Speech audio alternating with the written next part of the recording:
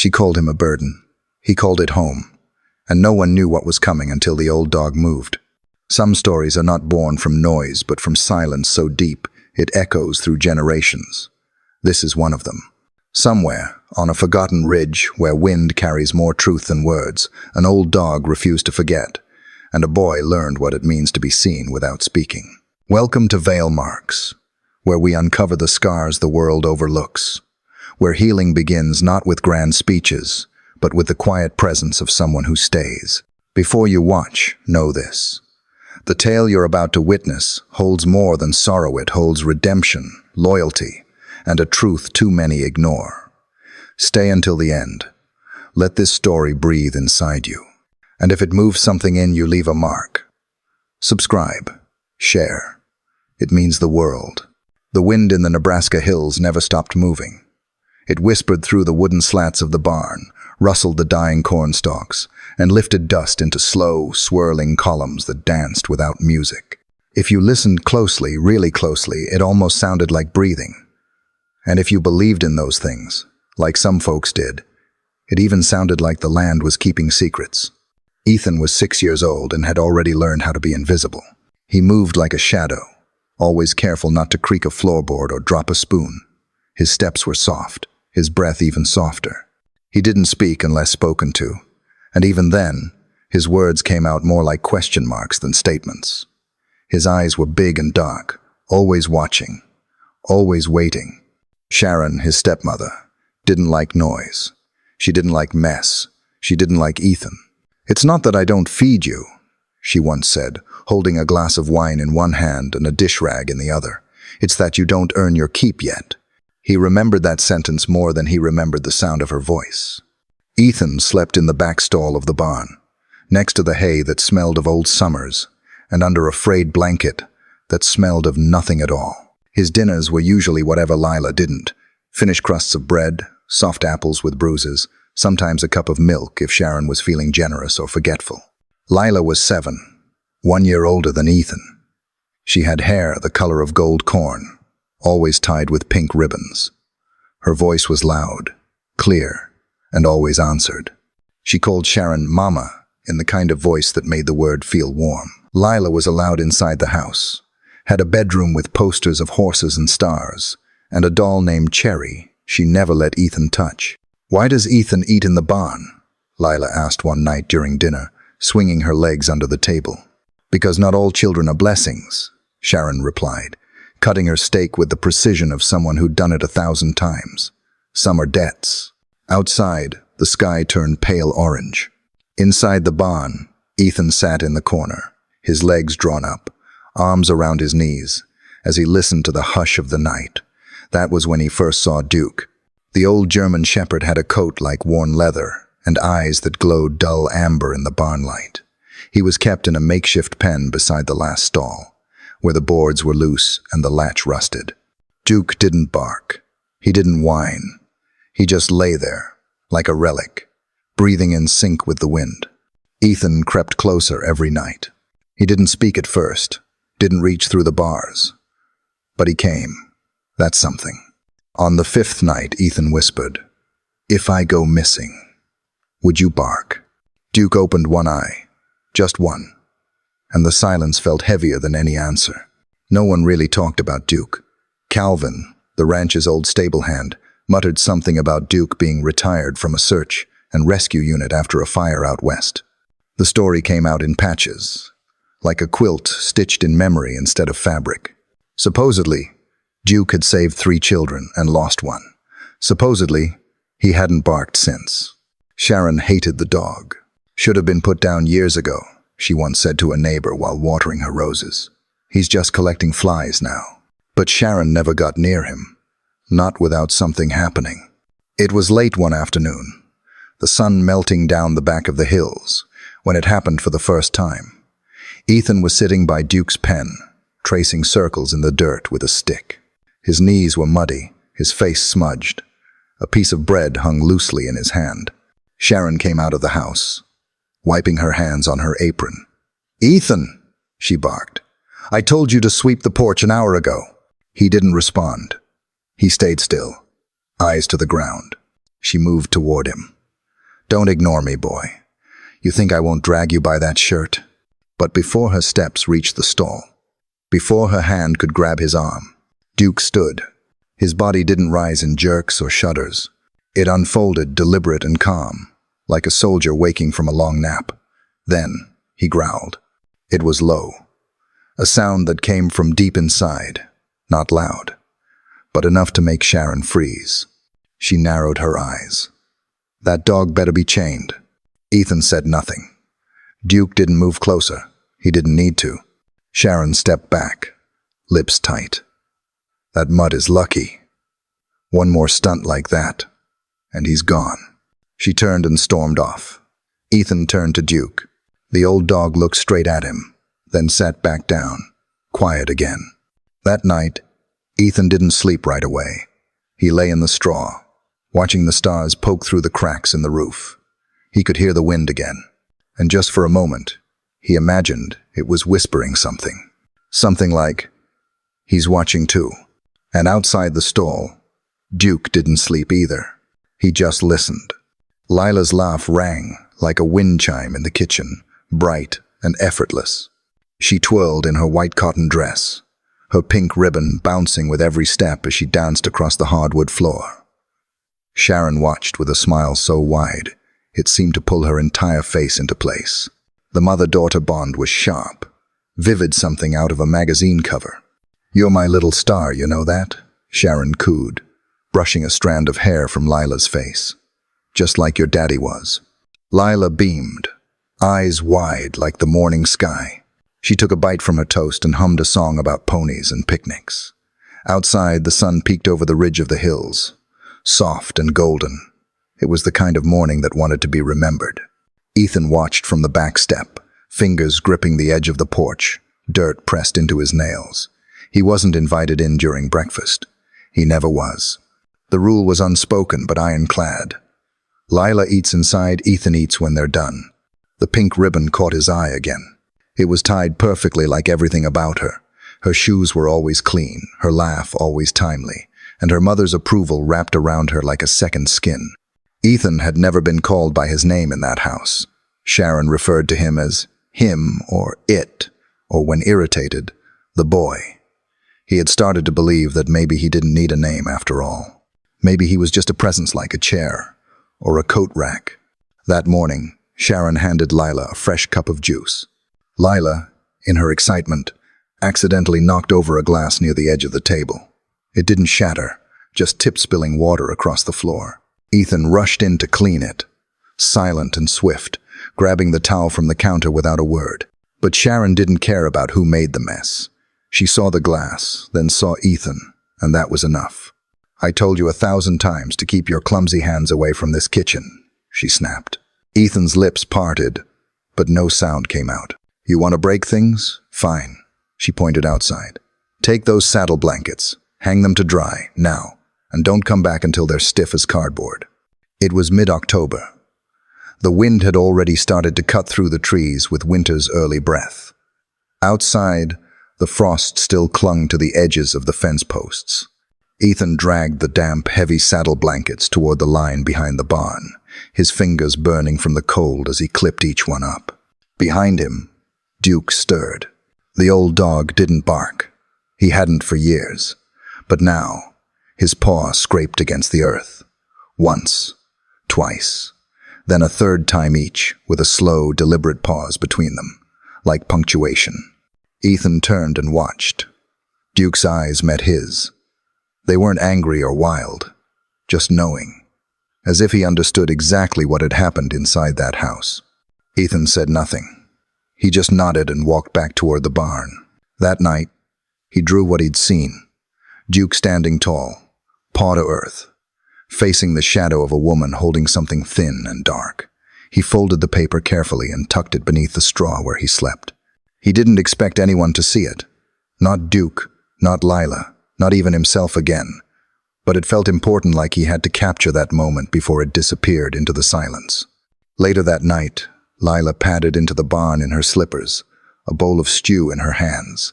"Mom said I could give this to you," she mumbled, not quite looking at him. Ethan took it with both hands. "Thanks." She said it was only fair since you did the blankets, Lila added, hugging herself. They froze stiff. I touched one. It cracked. He nodded, unsure of what to say.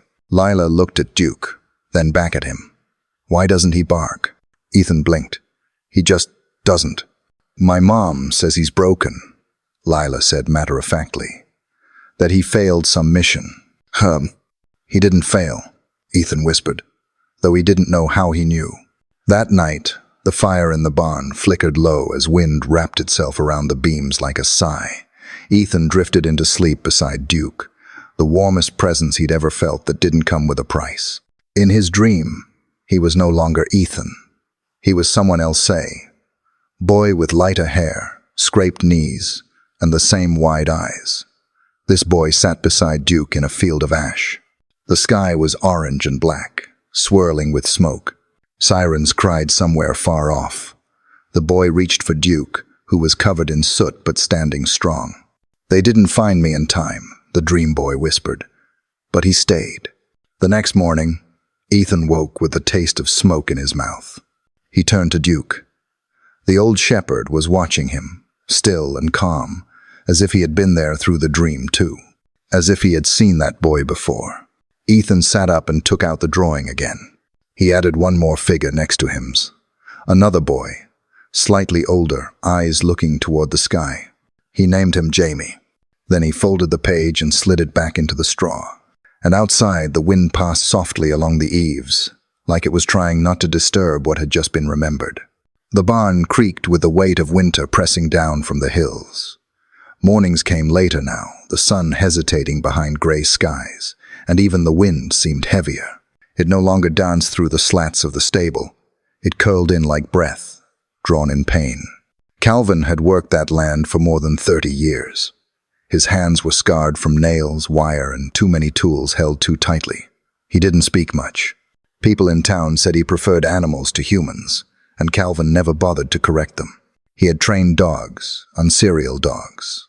K9S for fire departments, for search and rescue, for finding the ones that got lost when the world gave up on them.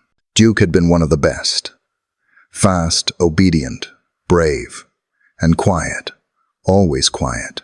The day Jamie died was the last day Calvin ever trained another dog. He remembered it like you remember the smell of smoke in old clothes. Jamie had been 7, just a little older than Ethan. The house went up too fast. The parents made it out, but Jamie didn't. Duke had gone back in once, then again. The third time, he hesitated. Something about the floor too hot, too soft. He didn't go. Jamie didn't come out. Calvin hadn't blamed the dog. He blamed himself. He was the handler. He should have known better. Should have read Duke's signals clearer. Should have done something. Anything. After that, Duke was retired. Not put down, Calvin wouldn't allow that, but kept out of service. Sharon had taken him in at her property for some reason Calvin never understood.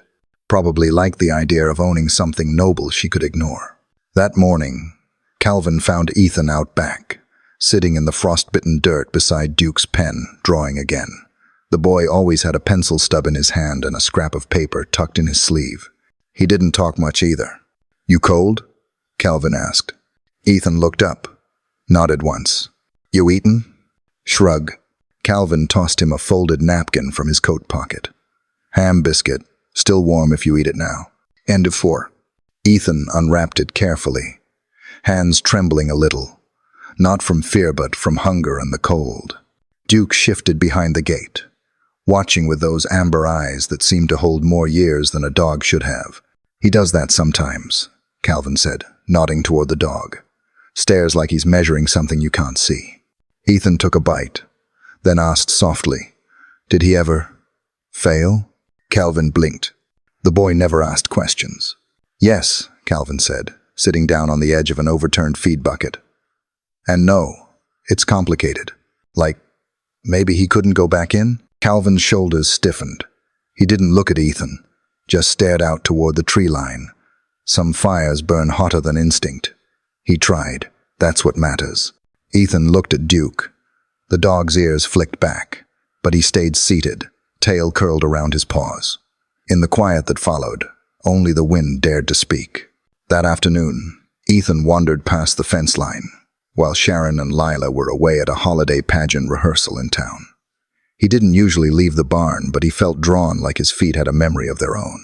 The house next door had ivy crawling up its brick walls and a swing that moved even without wind. Mrs. Lucille lived there. She was 74, once a librarian, now mostly forgotten. A stroke had taken her words 5 years ago, leaving her with one good arm, a sharp mind, and a sketchbook she kept like armor. She sat on the porch in a shawl the color of dusk, watching the horizon like it owed her something. Ethan approached slowly, uncertain. Lucille tilted her head, then patted the seat beside her with a gnarled hand. He sat. Neither spoke. Instead, she flipped open her sketchbook.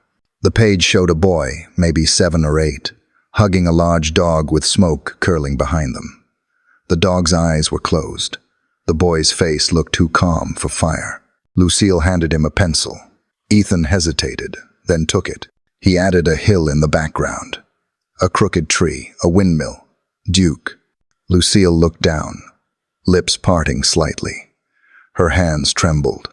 She turned the page, drew a small flower with 4 petals and a slash through the stem. Ethan frowned. "Jamie?" Her hand stopped. Then she nodded. Ethan suddenly understood. Jamie had been hers. Lucille reached into her shawl, pulled out a weathered photo tucked in a small cloth envelope. She placed it on Ethan's lap. It was Jamie, younger than in the drawing, maybe 5, holding a toy helicopter. Beside him stood Duke, alert and proud, wearing his service harness. Ethan traced the edge of the photo. "He's in my dream," he whispered. Lucille closed her eyes. She drew another image, this one of fire swallowing a house ant in the corner, a figure with outstretched arms, not quite touching the door. "Duke." Lucille's hand hovered over the drawing, then fell to her lap. Ethan understood. She didn't blame Duke either. He drew something then. Slowly, carefully. He drew Jamie sitting beside Duke.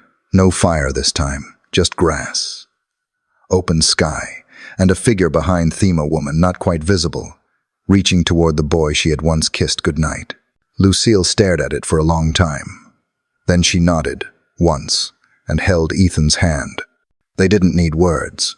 That evening, Sharon returned home, noticed muddy prints near the porch, and yelled at Ethan for wandering. "You want to end up like one of those strays?" she snapped. Ethan didn't respond. He held the sketchbook in his coat pocket, Lucille's pencil tucked into his sleeve. Later, in the barn, he sat beside Duke. "She was Jamie's grandma," he murmured. She remembered too. "Oh." Duke lay down beside him, resting his head on Ethan's leg. His breathing was slow, even, like it had always been. But for the first time, Ethan noticed his ear twitch at the sound of his voice. And outside, the last light of the day spilled over the fence like memory poured out of an old jar. The frost lingered longer than usual that morning. It clung to the fence posts like brittle lace, dusted the barn roof in white, and curled in the air like breath caught between hesitation and truth. Something about the light didn't sit right. The sky was pale, not quite gray, not quite blue, just stretched thin, as if the world itself was holding back a secret. Ethan had known for 3 days that someone was coming. Lucille had written it on a slip of paper and tucked it into his coat pocket with a peppermint. "She's from the state," it said, in a shaky but certain hand. "Don't be afraid." At sunrise, a government sedan rolled into the gravel drive. Its tires cracked the silence as surely as footsteps in a church. From the driver's seat stepped a woman in a dark coat, boots flecked with salt, and eyes that missed nothing. Her name was Agent Margaret Harper, and she moved like someone who had seen enough lies to recognize the shape of truth beneath them. Sharon met her on the porch, apron tied too tight, smile stretched too wide. "Well, this is a surprise," Sharon said sweetly. "But I suppose someone has to come snooping once in a while." Harper extended her badge. "Anonymous call. We take them seriously." "I'm sure you do," Sharon replied, stepping aside. "Come in. You'll find everything in order." Lila sat at the kitchen table with her doll, Cherry propped in her lap, humming tunelessly. The kitchen smelled of cinnamon rolls and lemon cleaner. Ethan stood near the back door, eyes lowered, a broom in his hands, though he wasn't sweeping anything. "Who's this?" Harper asked, glancing toward the boy. "My husband's boy," Sharon said, pouring coffee without being asked. "His mother passed. I took him in out of kindness, but he's quiet." "Does he speak?" "Only when pressed." "He's a little slow," Sharon added with a practiced frown. "We're patient." Harper crouched slightly to meet Ethan's eyes. "What's your name, sweetheart?" Ethan didn't look up. He simply held his breath and gripped the broom tighter. "Don't mind him," Sharon said, laughing tightly. "He's always been skittish. Maybe trauma. Who knows?" Harper didn't respond. She just scanned the room with sharp, silent precision. Her eyes landed on a small pile of papers tucked under a kitchen stool. Scribbles, half torn. A corner of one showed a tail curved, thickened, what looked like teeth. "Mind if I look at these?" she asked. "They're just drawings," Sharon said too quickly. "Nonsense, really." Harper crouched, picked them up, and flipped through. The fourth page made her pause. It was a drawing in black and red pencil. A child hunched in a corner. A tall, faceless woman holding something long and thin. A whip, or maybe a switch. And beside the child, a dog, growling, teeth bared. Harper looked at Ethan. "Did you draw this?" Ethan blinked. His fingers twitched. "Boys like him," Sharon interrupted, voice flat, "tend to imagine things, dramatize." "May I look around the barn?" Harper asked, standing again. "I'd like to see where he sleeps." "M4, be my guest," Sharon replied. "I have nothing to hide." But her smile had cracked. Just slightly. Out at the barn, Calvin was rubbing down one of the mares. His back was curved, shoulders slow-moving from the cold. Duke lay near the corner of the fence, ears twitching. "Visitor," he muttered, when Harper approached. "You must be Calvin," Harper said. "I hear you've been on this land a long time." "Too long," he replied, then nodded at Ethan trailing behind her. "You keep your head up, boy." Inside the barn, Harper took her time. She asked Ethan to show her where he slept.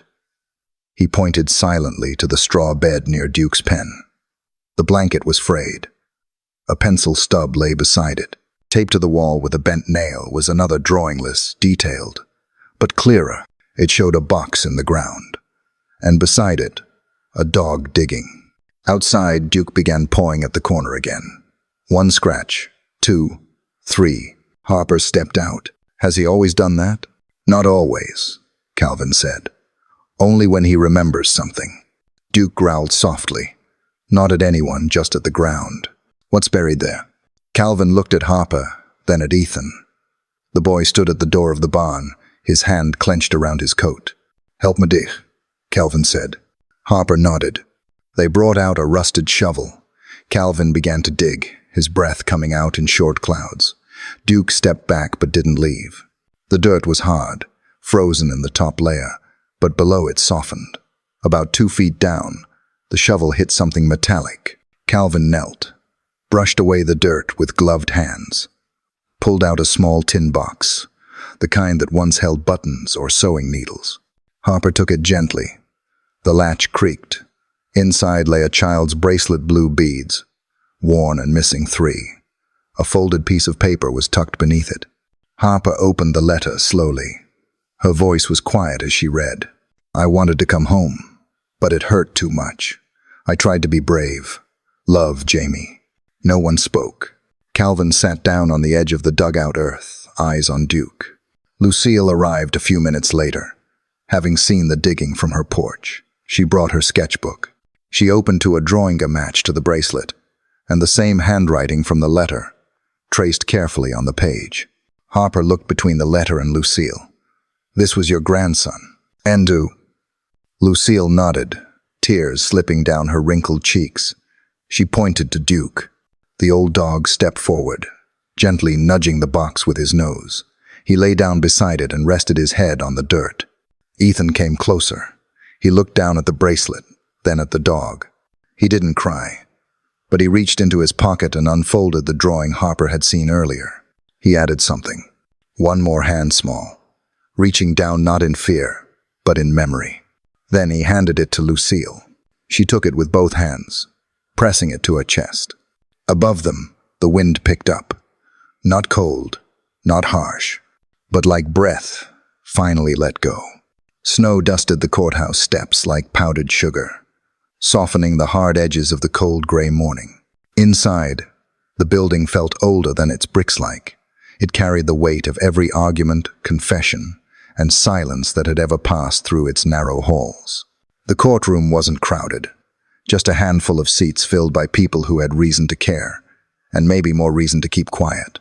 Ethan sat in the second row beside Agent Harper, his legs swinging off the edge of the bench, not quite reaching the floor. His hands were folded neatly in his lap, but his knuckles were white. On the other side of the room sat Sharon, arms crossed, chin up, her lips painted a shade too red for the occasion. Lila sat 2 rows behind her mother, holding Cherry, her doll, like a shield. At Harper's feet lay Duke, still and steady. He didn't move much anymore, not unless he had a reason, but his eyes never left Sharon.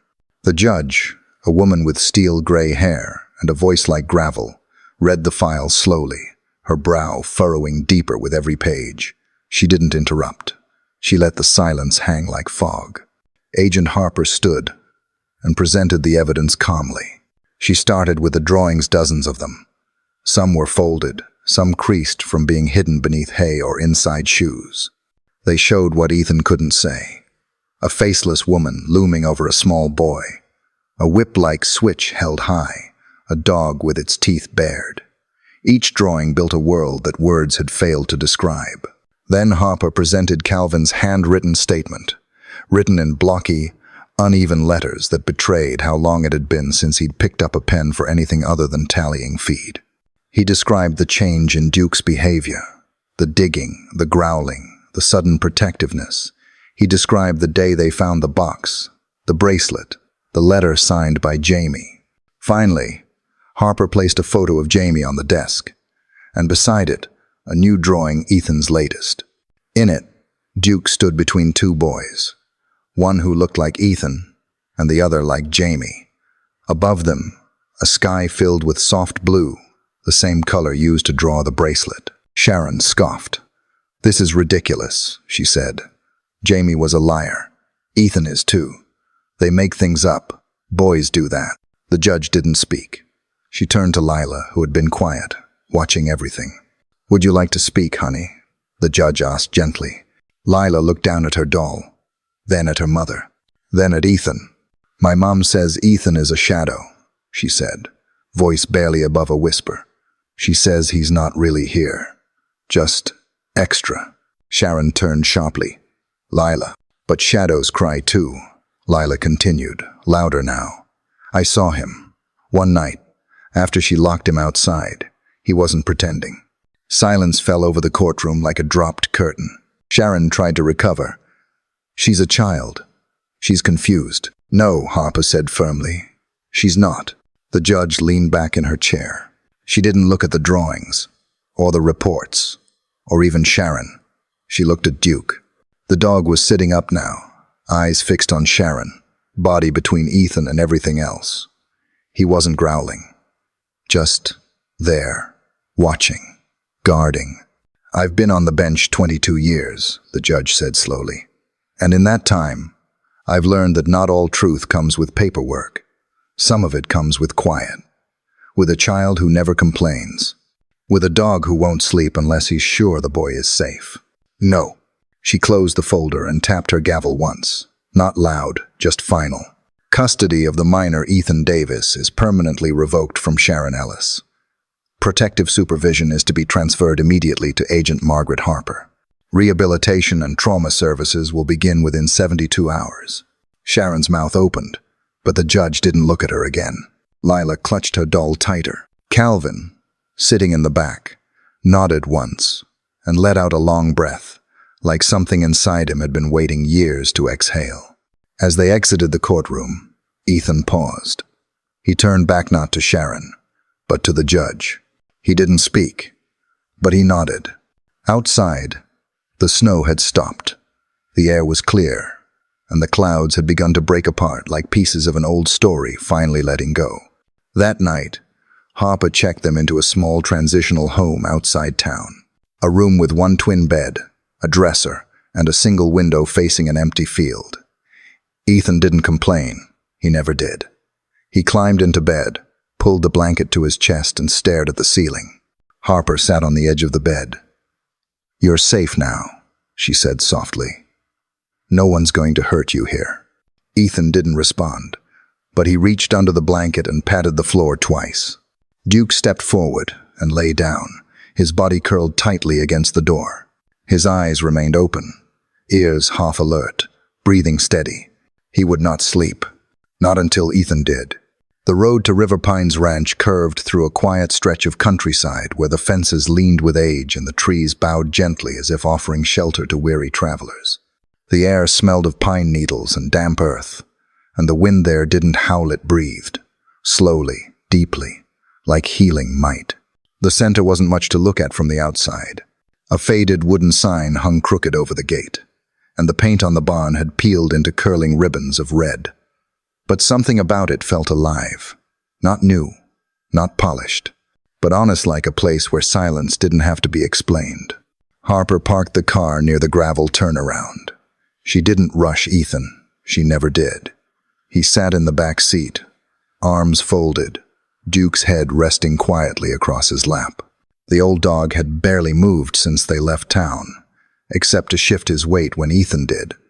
The bond between them had become a kind of language. Inside the barn, a woman with copper-streaked hair and hands that looked like they belonged in the soil waited. Her name was Mira. She didn't introduce herself with a badge or clipboard. Just a smile that didn't need to be earned. "You must be Ethan," she said gently. "We don't do clocks here. You can speak when you want, or not at all." Ethan looked down. Duke wagged his tail once. Mira smiled wider. They gave Ethan a small room in the back of the main house, with a view of the paddocks and the creek. The walls were bare except for a single hook, where someone had hung a handmade wind chime shaped like a sunflower. It tinkled when the breeze passed through the open window. On the second day, Mira brought him a small set of watercolors and a stack of thick paper. She didn't say much, just left them on the desk and nodded. Later that afternoon, she led him to the stables. That's where he met Willow. She was older than the other horses, with a gray speckled coat and a scar across one ear. She didn't nuzzle. She didn't whinny. She just stood there, quiet and still, blinking slowly like she had all the time in the world. Ethan stood on the other side of the stall for a long moment before reaching out his hand. Willow didn't move, but she didn't pull away either. "She likes the quiet ones," Mira whispered from the doorway. That evening, after supper, Ethan opened the box of watercolors. He dipped the brush into the jar of water 3 times before touching the paper. He didn't draw people at first, only shapes, circles, wind, dust. Things that felt real but didn't have names yet. On the 3rd day, a letter arrived. It was folded in thirds, hand-addressed, the paper creased but clean. Harper handed it to Ethan after breakfast and waited by the porch while he read. He unfolded it slowly, fingers careful as if the letter might shatter. "Dear Ethan, there was a time when I didn't speak either. After the fire, after Jamie, I thought silence would protect me, that if I said nothing, I wouldn't break any more pieces inside. But silence doesn't stop the breaking. It just hides the sound. You don't have to speak yet, but don't let the silence own you. Not forever. With love, Lucille." Ethan read the words twice. Then he tucked the letter under his pillow. That afternoon, he brought the paints outside. Duke followed him to the far end of the field, near the hill that overlooked the entire ranch. The wind was stronger there, brushing through the weeds and pushing gently at his shoulders like an old friend. Ethan sat cross-legged and opened the paper. This time, he painted Jamie. He remembered the dream, the one from the barn. Jamie standing beside Duke in a field of ash, not afraid, just waiting. He painted that first, using only gray and blue. Then he added himself, a little smaller, farther back, but watching. Finally, he painted Duke. The dog stood between them, tall and steady, his eyes calm even with the wind around them. Duke lay beside him now, in the grass, head resting on Ethan's ankle. He didn't sleep, but he didn't watch the horizon either. His eyes were cloudier than before, the fire dimming but not out. Ethan dipped the brush one more time and added the hill, the one they were sitting on now. And above that, a soft sky with one patch of light, not quite sun, just promise.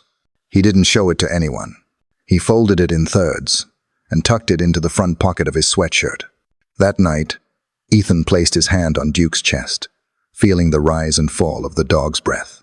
"I think," he whispered, "you knew him longer than anyone." Duke didn't move, but his tail tapped the floor once, a low, slow beat, as if to say, yes. The wind on the ridge had changed. It no longer carried the weight of winter, nor the ghost whispers of what had been buried in the cold. Now it moved gently, brushing over the grass and lifting the dust with something like grace. It whispered not of endings, but of returns. Ethan stood on the porch of the refurbished barn, his eyes watching the field beyond the fence.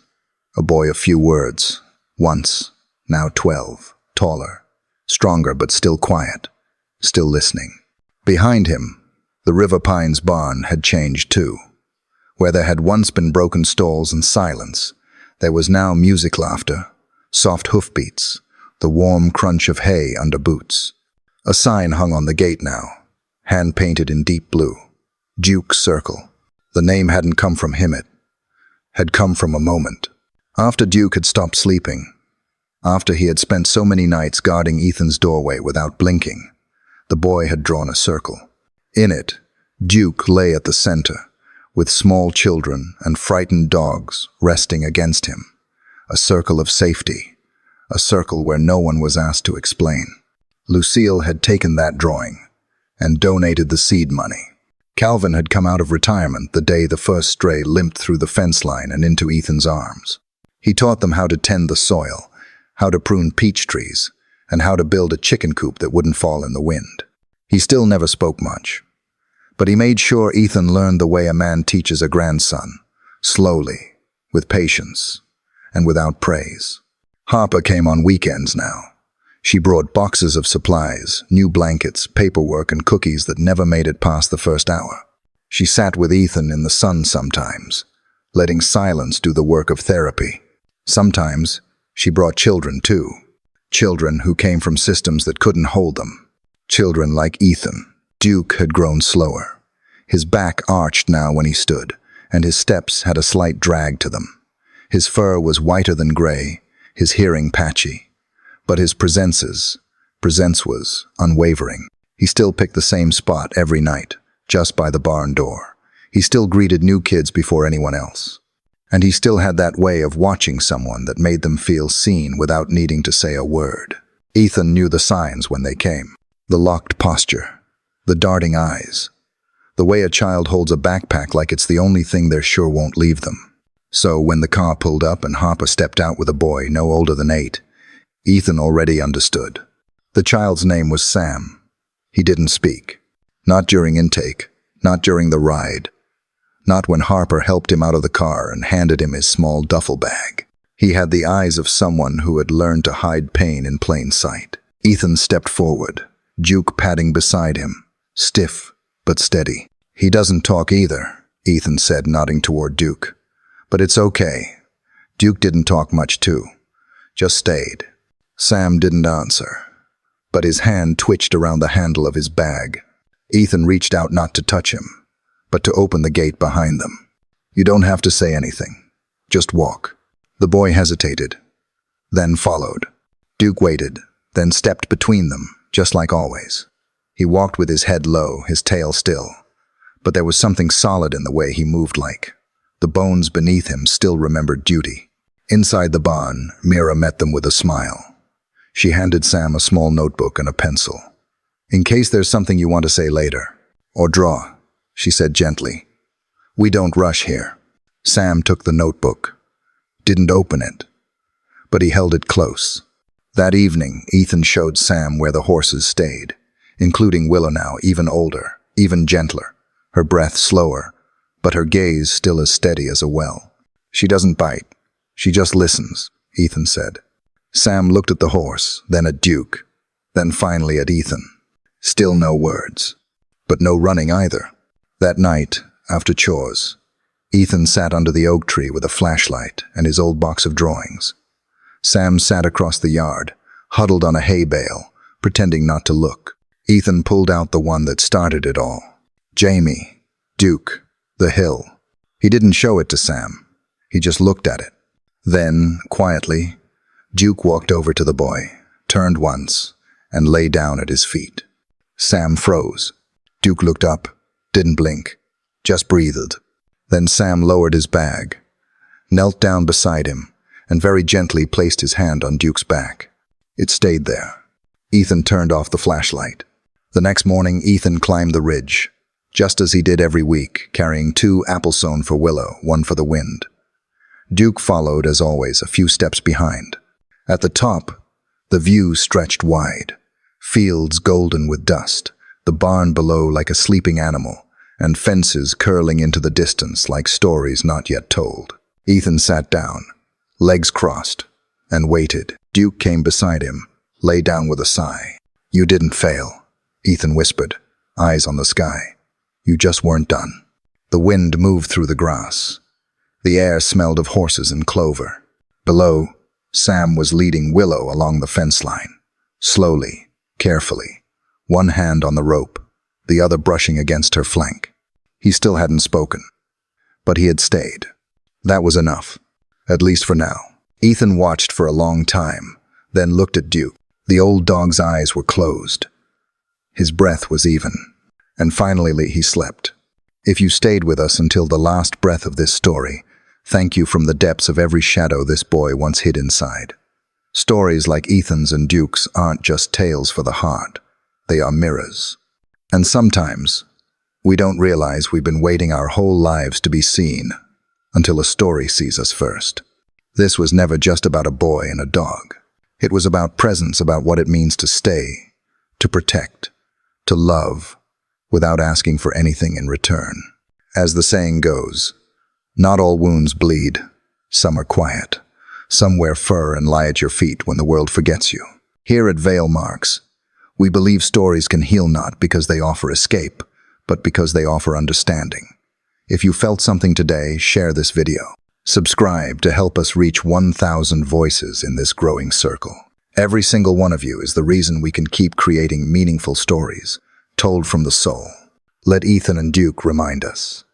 Sometimes, we survive not because someone saves us, but because someone sees us and doesn't leave. Let this be that story for someone else. We are Veil Marks, and we're just getting started.